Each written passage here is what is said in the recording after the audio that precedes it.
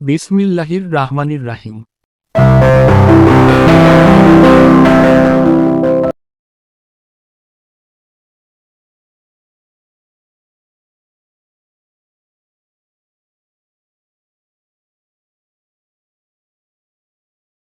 আজকে আমি আলোচনা করব ডিপ্রেশন ডিপ্রেশন নিয়ে, অর্থাৎ বিষণ্ণতা।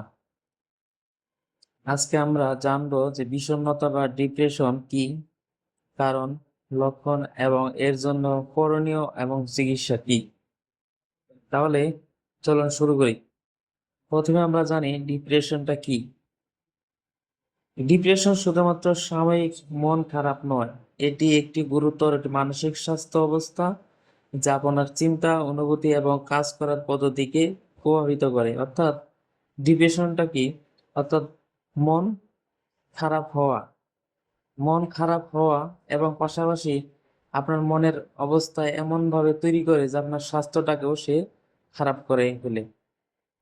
ডিপ্রেশনের বিভিন্ন কারণ রয়েছে। জেনেটিক প্রভাব থাকতে পারে, পারিবারিকভাবে ইতিহাস ও বংশগতি, পারিবারিক ইতিহাস থাকলেও আপনার ডিপ্রেশন দেখা দিতে পারে। মস্তিষ্কের রসায়ন, ভারসাম্যহীনতা, মানসিক চাপ, মানসিক চাপের কারণে ডিপ্রেশন দেখা দিতে পারে। সবসময় আপনি দুশ্চিন্তে থাকেন, যে কোনো কাজ নিয়ে আপনি টেনশন করেন, চিন্তা করেন, এর কারণে আপনার ডিপ্রেশন দেখা যেতে পারে। শারীরিক সমস্যা, অনেক সময় ওষুধে পার্শ্ব প্রতিক্রিয়া বা যে কোনো রোগ দীর্ঘমেয়াদী হওয়ার কারণে আপনার ডিপ্রেশনটা দেখা দিতে পারে। তবে এর মধ্যে সবচেয়ে মানসিক চাপটা খুব গুরুত্বপূর্ণ, কারণ এর কারণে আপনার ডিপ্রেশনটা দেখা দিতে পারে বেশি। অর্থাৎ অনেকে আছে যে কোনো বিষয় নিয়ে শক খায়, অর্থাৎ যে কোনো বিষয় নিয়ে সবসময় পেরেশানি থাকে, দুশ্চিন্তায় থাকে, হতাশ থাকে, অস্থিরতা ভাগ থাকে, সবসময় মন আপনি শান্তিতে রাখতে চায় না, সবসময় অশান্তিতে থাকে। এরকম কারণে আপনার ডিপ্রেশনটা দেখা দিতে পারে। অর্থাৎ অনেক সময় পারিবারিক বিশৃঙ্খলার কারণেও ডিপ্রেশনটা দেখা দিতে পারে।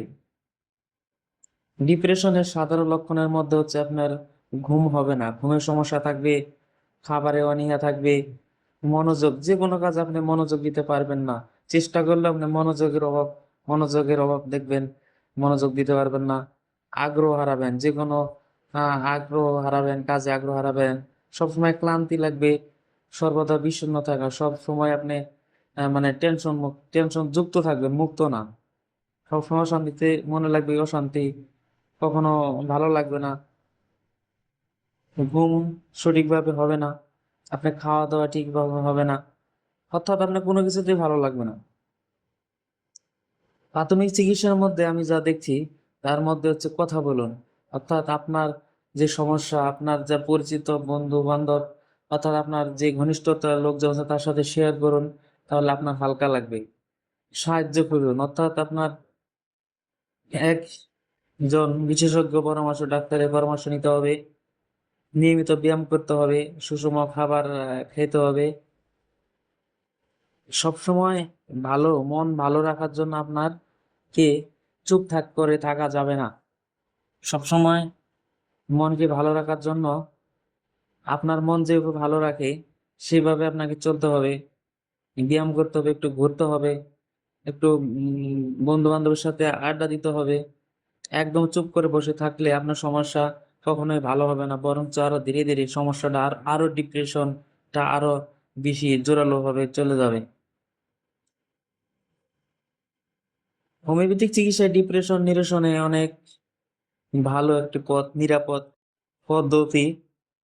রোগের শারীরিক, মানসিক এবং আবেগীয় লক্ষণ বিচার করে ব্যক্তিগত ওষুধ দেওয়া হয়। আপনার সমস্যা অনুযায়ী ওষুধপত্র প্রেসক্রিপশন সব দেওয়া হয়। আপনার যদি চিকিৎসা বা যে কোনো পরামর্শের প্রয়োজন হয়ে থাকে তাহলে আপনি আমাদের সাথে সরাসরি হোয়াটসঅ্যাপ নাম্বার অথবা যে কোনো সময় আপনি সরাসরি কলে যোগাযোগ করতে পারেন।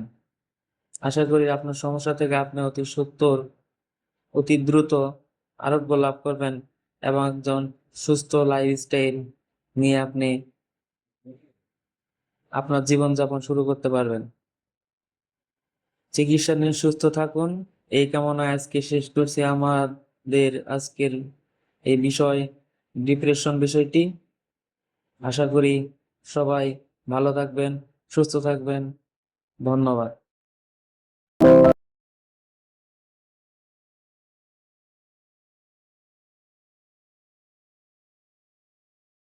চর্ম, যৌন, মানসিক, শ্বাসকষ্ট, ক্যান্সার, ব্যথা ও স্ত্রীরোগ সহ হোমিওপ্যাথিক মেডিসিন অভিজ্ঞ ডাক্তার মোহাম্মদ রফিকুল ইসলাম, রফিক, বিএইচএমএস, ঢাকা বিশ্ববিদ্যালয়, bachelor of homeopathic medicine and surgery, সরকারি হোমিওপ্যাথিক মেডিকেল কলেজ ও হাসপাতাল ঢাকা, সরকারি রেজিস্ট্রেশন নাম্বার H 1677, প্রতিষ্ঠাতা ও পরিচালক 1. Susar homoeopathic school, 2. Susar medical services, 3. Yalam homoeopathic chamber, chamber, Susar homoeopathic clinic, chamber, Susar homoeopathic clinic, chamber, Susar homoeopathic clinic. যে কোনো রোগ বিষয়ক বিস্তারিত জানতে ও চিকিৎসা পরামর্শ নিতে সরাসরি যোগাযোগ মাধ্যম 017038624990। বিশেষ বার্তা 1. অনলাইনেও চিকিৎসা সেবা দেওয়া হয়। 2. সবসময় রেজিস্টার্ড হোমিওপ্যাথিক চিকিৎসকের পরামর্শ নিন। 3.